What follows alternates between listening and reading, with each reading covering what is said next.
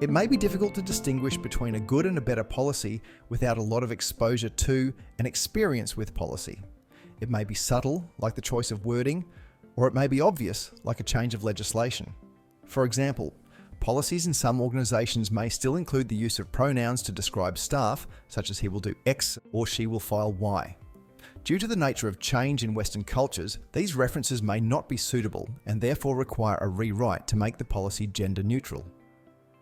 The same applies to cultural references or even the inclusion of new cultural norms, such as including a welcome to country when broadcasting webinars within a communications policy. More directly, changes to legislation will require compliance by a specified date. Usually, legal or other expert advice is provided to the organisation when changes impact them. The change is usually flagged months in advance to allow organisations to change policies where relevant. A good place to start is with policies that don't usually impact day-to-day operations, as these are the most likely to require updates. They are less volatile and are often left behind when improvements are made in other areas of the organisation. For example, the organisation may have a policy that denotes spending limits on corporate credit cards.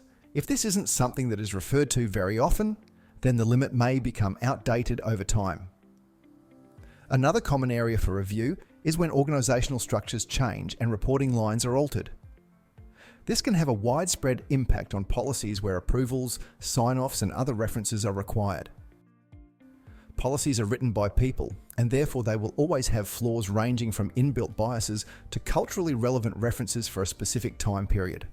Whether it's down to interpretation or they're legally ambiguous, you will always find somewhere within a policy where an improvement can be made.